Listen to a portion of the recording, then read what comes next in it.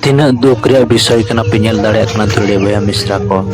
chilaka rapura ka chilaka to banga tina mane adi duk ge bujena jaha ki un समय jodi in bible ni पढ़ाई kan khani badai dare kana je misor disum re chilaka sanam hor ko chetan re sanama orak chetan re sanam atu bahare sanama oncor re nyurena ar sanam marang marang arel menkan node nyel dare kana pe noy chilaka char khara kai ora noy pura raput aka buga aka chilaka ora e raput aka noy chilaka nyel kana pe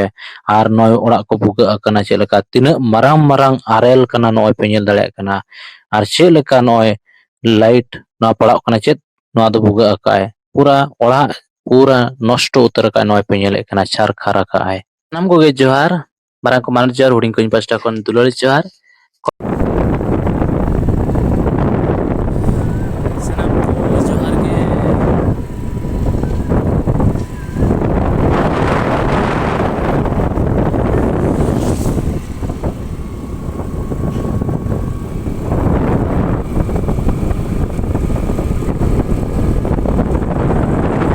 ना खड़म बेटा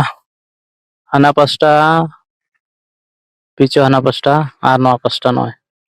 खड़म बेटा नय नौका ओड़ा रे पुडाका नय 20 तारीख जहाँ बतिया ले दय नय पे नेले कना नय पूरा नौकाते 20 तारीख गुरुवार देखिवा नोडे नय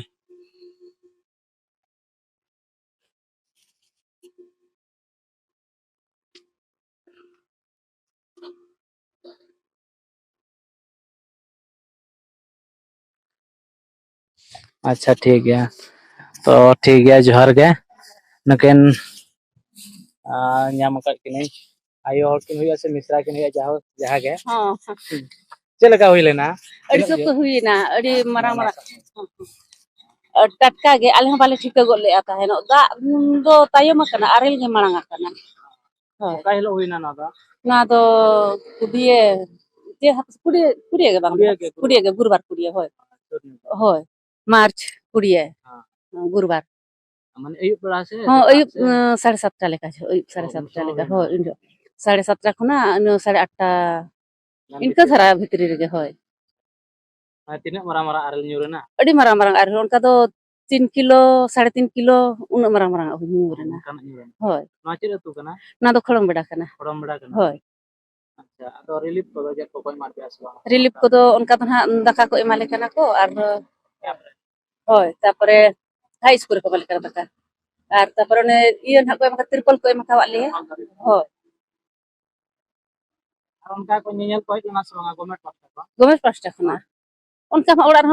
मा बाको हेज कना चे तो कासे को चला बड़ा गो लेना उन समय को तो बोली ठीक गरा कान होय माने डेंगरी मेरम सिंह सुक्री जतो नष्ट के पासे हां नष्ट वाकत को गिया तीना गान मेरम को गज गद एना को डंगरी हो को गज बढ़ा कान गिया को पहिल दो ना दो आंजम ले तहत बो होय किंतु बाबू नेल जान बाबन नेले नका हुई मेनते दो होय माने चेलका आजबेस्ट ओड़ा चोट रे नितो दो केरपाल दरी को पकाय तेना मांग दो बुसुक ओड़ा जदी जरोक कना ओना चोट रे केरपाल दरी को पकाय मेनखान नितो दो आजबेस्ट ओड़ा आता चेद बो मेना आरल तो उनका रो तापरे ओने बलिचु ना नोडे सुर गिया ना ओंडे नि मिति ओढे मासी गिद्र मिति बंगाय ने अच्छा होय आरल तेगे हर को तिना गान को खेती हर को तो उनका तो बाको होय उन ना बलिंग को बलिचु से तिना को खेती कने कम धरा ᱧᱚᱜ गे पाले ना किंतु आघात कना को अडी गान गे होय बाजा बड़ा कना को ठीक है अच्छा आयमा सरहा तो मेनखान अडी दुख गे बुझो गना जे उना डेर ओड़ा दुआर सनामा रपुड़ का आने आनते लिंग नेल क्या उल दारे को पूरा चोका को दारे को जतो रपुड़ चबा का तेहेन दबी को सफायत गया को ओड़ा को अडी चिंता गे बुझे क्या अने नुना नय फरचा बड़ात गया को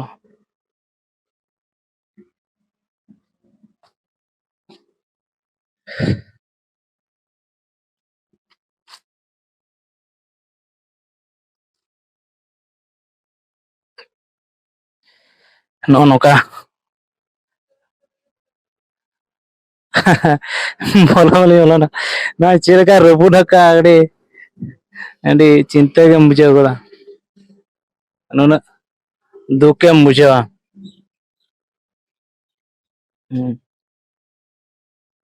ᱱᱚᱜᱼᱚᱭ ᱧᱮᱞᱮᱫ ᱠᱟᱱᱟ ᱯᱮ ᱱᱚᱣᱟ ᱫᱟᱠᱟ ᱚᱲᱟᱜ ᱛᱟᱦᱮᱸ ᱠᱟᱱᱟ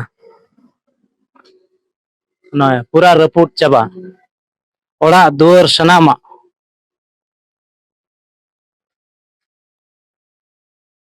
ᱱᱚᱜᱼᱚ ᱱᱚᱝᱠᱟ ᱨᱟᱹᱯᱩᱫ ᱟᱠᱟᱜᱼᱟ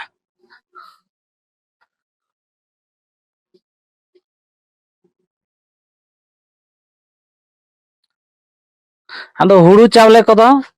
ᱦᱩᱲᱩ ᱪᱟᱣᱞᱮ ᱠᱚᱨᱮ ᱦᱚᱸ ᱚᱱᱠᱟ ᱜᱮ ᱦᱩᱲᱩ ᱠᱚᱫᱚ ᱫᱟᱜ ᱵᱟᱡᱟᱣ ᱟᱠᱟᱫ ᱚᱢᱚᱱ ᱜᱚᱫ ᱟᱠᱟᱱᱟ ᱦᱩᱲᱩ ᱠᱚᱦᱚᱸ ᱦᱩᱲᱩ ᱠᱚ ᱚᱢᱚᱱ ᱟᱠᱟᱱᱟ ᱦᱳᱭ ᱟᱨ ᱪᱟᱣᱞᱮ ᱠᱚᱦᱚᱸ ᱚᱱᱠᱟ ᱜᱮ ᱡᱟᱦᱟᱸ ᱞᱚᱦᱚᱫ ᱤᱭᱟᱹ ᱮᱱᱟ ᱠᱚᱨᱮ ᱞᱮ ᱫᱚᱦᱚ ᱞᱮᱫᱼᱟ ᱛᱟᱦᱮᱱᱚᱜ ᱰᱟᱵᱟ ᱠᱚᱨᱮ ᱦᱳᱭ ᱚᱱᱟ ᱨᱮᱦᱚᱸ ᱟᱨᱮᱞ ᱛᱮ ᱨᱟᱹᱯᱩᱫ ᱮᱱᱠᱷᱟᱱ ᱫᱟᱜ ᱢᱟ ᱵᱚᱞᱚᱭᱮᱱᱟ ᱵᱷᱤᱛᱨᱤ ᱠᱚ ᱦᱳᱭ ᱦᱳᱭ ᱚᱱᱟ ᱠᱚ ᱦᱩᱸ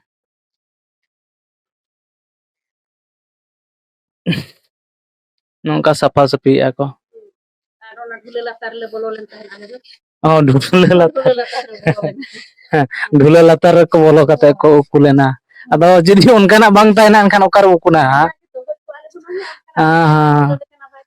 ᱩᱠᱩᱭ ᱚᱠᱟᱨᱮ ᱚᱱᱟ ᱫᱚ ᱱᱚᱜᱼᱚ ᱚᱲᱟᱜ ᱨᱮ ᱰᱷᱩᱞᱟᱹ ᱞᱟᱛᱟᱨ ᱯᱮ ᱵᱚᱞᱚ ᱞᱮᱱᱟ ᱩᱱᱟᱹᱜ ᱦᱮᱸ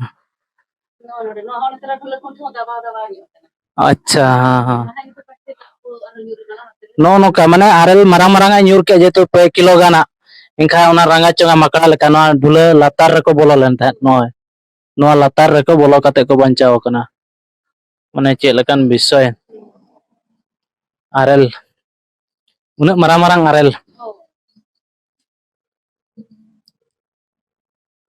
ᱟᱪᱪᱷᱟ ᱱᱚᱜᱼᱚᱭ ᱯᱮ ᱧᱮᱞᱮᱜᱼᱟ ᱱᱚᱜᱼᱚᱭ ᱪᱮᱫ ᱞᱮᱠᱟ ᱠᱚ ᱚᱰᱳᱠ ᱟᱠᱟᱫ ᱱᱚᱜᱼᱚᱭ ᱩᱱᱟᱹᱜ ᱰᱷᱮᱨ ᱚᱲᱟᱜ ᱯᱩᱨᱟᱹ ᱱᱚᱥᱴᱚ ᱪᱟᱵᱟ ᱟᱠᱟᱜᱼᱟᱭ ᱱᱚᱝᱠᱟ ᱢᱮᱨᱚᱢ ko ᱥᱤᱢ ko ᱰᱟᱹᱝᱨᱤ ko ᱥᱟᱱᱟᱢᱟᱜ ᱱᱚᱜᱼᱚᱭ ᱰᱮᱠᱪᱤ ko ᱱᱚᱜᱼᱚᱭ ᱪᱚᱠᱲᱮ ᱪᱟᱵᱟ ᱟᱠᱟᱜᱼᱟᱭ ᱰᱮᱠᱪᱤ ko ᱱᱚᱣᱟ ᱠᱚ ᱥᱟᱱᱟᱢᱟᱜ ᱱᱚᱜᱼᱚᱭ ᱱᱚᱜᱼᱚ ᱱᱚᱝᱠᱟ ᱯᱩᱨᱟᱹ ᱟᱨᱮᱞ ᱛᱮ ᱱᱩᱱᱟᱹᱜ ᱠᱷᱚᱛᱤ ᱟᱠᱟᱜᱼᱟᱭ ᱵᱟᱯ ᱨᱮ ᱱᱚᱜᱼᱚᱭ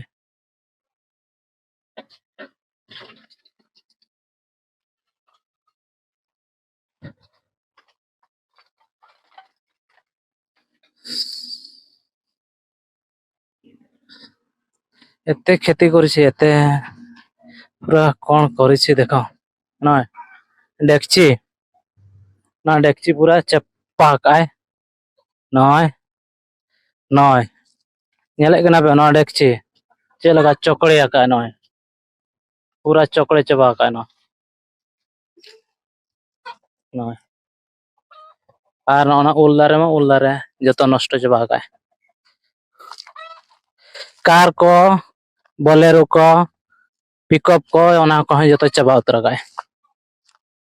ᱱᱚᱜᱼᱚᱭ ᱱᱚᱣᱟ ᱫᱟᱨᱮ ᱵᱩᱴᱟᱹᱨᱮ ᱱᱚᱜᱼᱚᱭ ᱥᱟᱠᱟᱢ ᱜᱮ ᱯᱮᱨᱮᱡ ᱩᱛᱟᱹᱨ ᱟᱠᱟᱱᱟ ᱱᱚᱜᱼᱚᱭ ᱱᱚᱥᱴᱚ ᱟᱠᱟᱜᱼᱟᱭ ᱛᱤᱱᱟᱹᱜ ᱡᱳᱨ ᱛᱤᱱᱟᱹᱜ ᱢᱟᱨᱟᱝ ᱢᱟᱨᱟᱝ ᱨᱟᱸᱜᱟ ᱪᱚᱸᱜᱟ ᱟᱨᱮᱞ ᱡᱚᱛᱚ ᱱᱚᱜᱼᱚᱭ ᱱᱚᱣᱟ ᱚᱲᱟᱜ ᱠᱚ ᱱᱚᱣᱟ ᱠᱚ ᱡᱚᱛᱚ ᱨᱟᱹᱯᱩᱫ ᱪᱟᱵᱟ ᱟᱠᱟᱱᱟ ᱱᱚᱜᱼᱚᱭ ᱱᱚᱣᱟ ᱫᱟᱨᱮ ᱯᱩᱨᱟᱹ ᱴᱷᱟᱲᱜᱟᱣ ᱩᱛᱟᱹᱨ ᱟᱠᱟᱜᱼᱟᱭ ᱪᱮᱛᱟᱱ ᱥᱮᱫ ᱪᱚᱴᱟᱜ ᱟᱠᱟᱜᱼᱟᱭ ᱚᱱᱟ ᱴᱤᱬᱚ ᱠᱚ ᱴᱤᱬᱚ ᱯᱩᱨᱟᱹ ᱱᱚᱥᱴᱚ ᱟᱠᱟᱜᱼᱟᱭ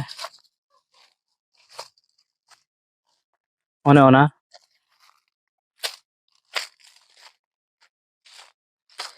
ᱥᱟᱱᱟᱢᱟᱜ ᱮ ᱱᱚᱥᱴᱚ ᱟᱠᱟᱜᱼᱟ ᱱᱚᱣᱟ ᱠᱚ ᱱᱚᱜᱼᱚᱭ ᱱᱚᱣᱟ ᱴᱤᱬᱚ ᱠᱚ ᱯᱩᱨᱟᱹ ᱱᱚᱥᱴᱚ ᱟᱠᱟᱜᱼᱟᱭ ᱨᱟᱹᱯᱩᱫ ᱪᱟᱵᱟ ᱟᱠᱟᱜᱼᱟᱭ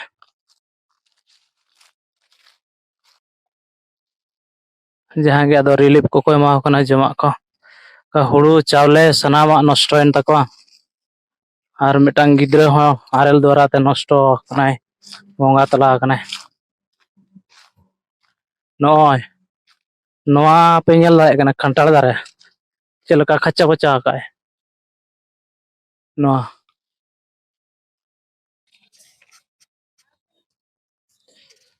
ᱪᱮᱫ ᱞᱮᱠᱟ ᱠᱷᱚᱛᱤ ᱟᱠᱟᱜᱼᱟᱭ ᱱᱚᱣᱟ ᱠᱟᱨ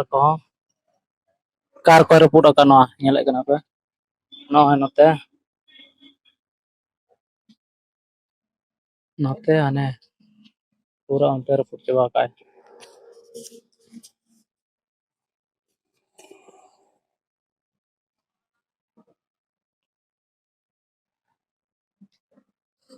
उल दारे को सनाम नष्ट का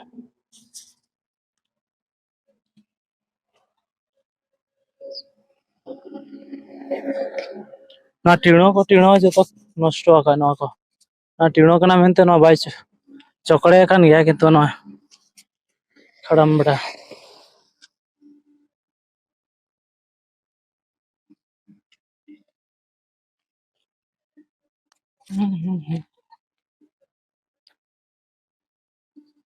ना टीणो चल का चकड़े का ना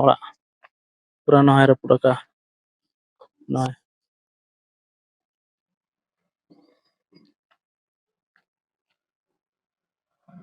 सामना से दावड़ा है पुट चबा का जतो ना कान पूरा ने चल का पूरा का ना को ना को ना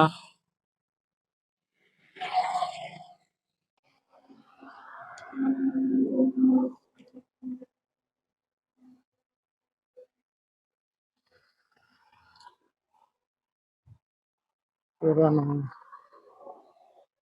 नौका है पूरा का ना को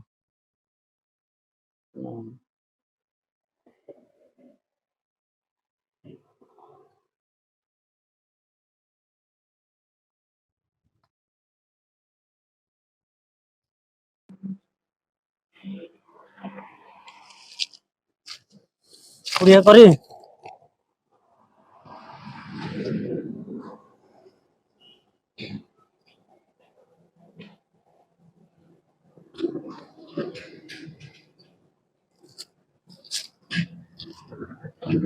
घर भांगी देछि ना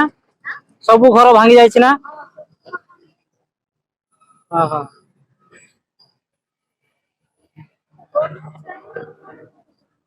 गरु छेड़ी आ सब मरि जाइछन्ते हां कोटा घर को घर हां एठी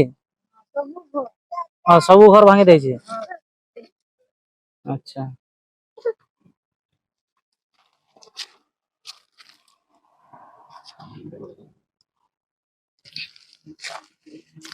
ହଉ ନେଇଯିବା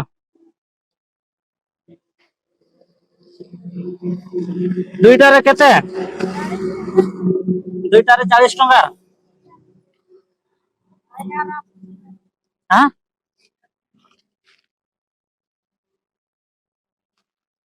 ହଁ ନେଇଯିବା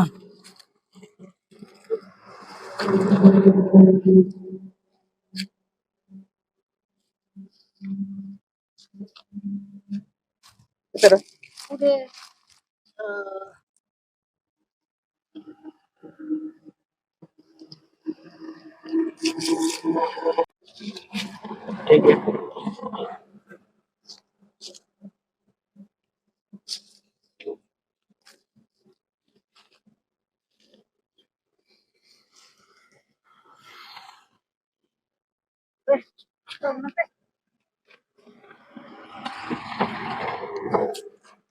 এটা হচ্ছে 20 ଟଙ୍କା দাম কিন্তু ଆମେ ଦେବା 100 ଟଙ୍କା ଦେବା କାହିଁକି ଦେବା କାହିଁକି ନା ସେମାନଙ୍କର ଘର ଦ୍ୱାର ଭାଙ୍ଗି ଯାଇଛି ନାଇଁ ଇndo ନି ଆକୁ ଦେବି ଛୁଆଙ୍କୁ ଦେବି ଆର ହାତରେ ନତେ ଶୁଣିବ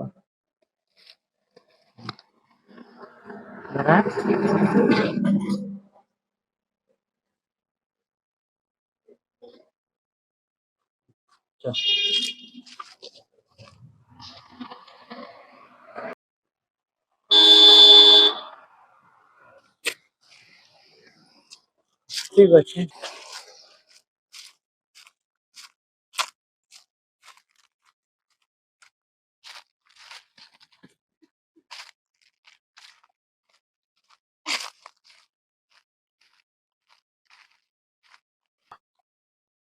এটা পুরা ଯାଇଛି ନା ଟିକେ ଟିକେ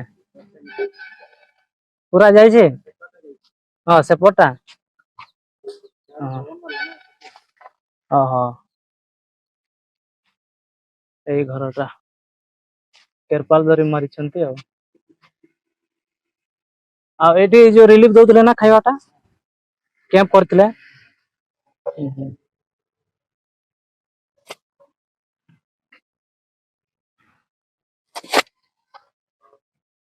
ଏଇଟା ଦେଖିବା।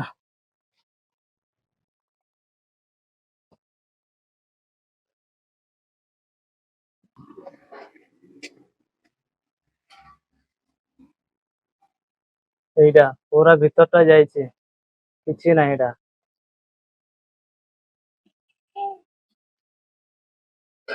କିନ୍ତୁ କେରପାଲ ଦ୍ୱାରା ଯାହା ରିଲିଫ ଦିଆ ହେଇଛି ଆଉ ଗଭର୍ଣ୍ଣମେଣ୍ଟ ଥ୍ରୁରୁ ଦେଇଛନ୍ତି ରିଲିଫ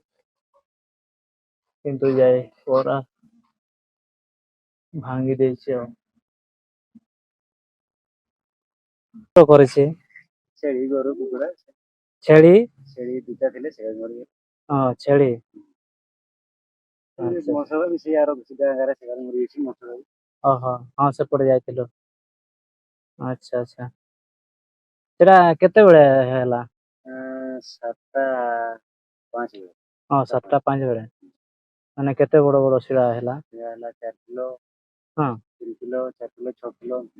3 କିଲୋ 4 କିଲୋ 6 କିଲୋ ମାନେ ସେଟା ଇଏ ନାହିଁ ମାନେ ପ୍ଲେନ ନଥିଲା ସେଟା। ଆଚ୍ଛା ସେ ମାକଡା ପଥର ପରି। ଆଁ ଛୋଟିଆ ପ୍ଲେନ ଥିଲା। ଆଚ୍ଛା ଆଚ୍ଛା କେତେ ମାନେ କେତେ ସମୟ ସେଇଟା ପଡିଥିଲା ମାନେ କେତେ? ଅଧଘଣ୍ଟା ବେଶୀ ଡେରି ପଡ଼ିନି। ଅଧଘଣ୍ଟା ଯଦି ତାଠୁ ବେଶୀ ହେଇଥିଲା ଆହୁରି ସବୁ ନଷ୍ଟ ହେଇଥାନ୍ତା। ହେଲେ ସେ ସମୟରେ ଲୋକମାନେ ଆଉ କୋଉଠି ଯାଇଥିଲେ ଛାତ ଘର କୋଉଠି? ଛାତ ଘର ଯାଇପାରିଲେନି ସିଆଡେ ଯେ ଯେମିତି ଦୁଆର ଗାରେ କିଏ ହଁ। ସେମିତି କିଏ ନାହିଁ। ଆଚ୍ଛା ଆଚ୍ଛା ଏମିତି କୁଟା ଘର ହେଲେ କିଛି ଏମିତି କରିନି ଆଉ। ହଁ ଆଜବେଷ୍ଟ ଟାଇଲ ପୁରା ଚୁନା କିଛି ନାହିଁ। ହଁ ହଁ ଗୋଟେ ସାଇଡ ଯୋଉ ସାଇଡରୁ ଆସିଲା ସେ ସାଇଡରୁ କିଛି ନାହିଁ। ହଁ ସେପଟେ କିଛି ନାହିଁ ପୁରା ଆମେ ଦେଖି ଆସିଲୁ।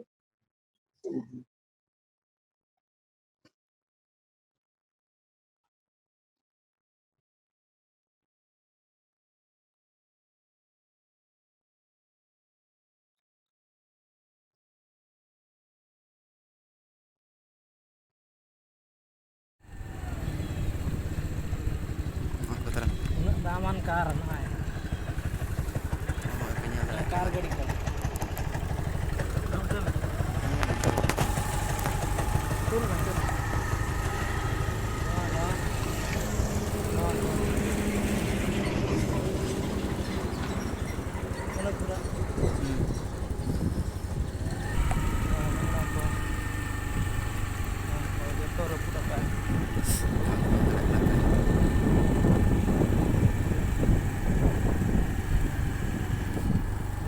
हर धार धार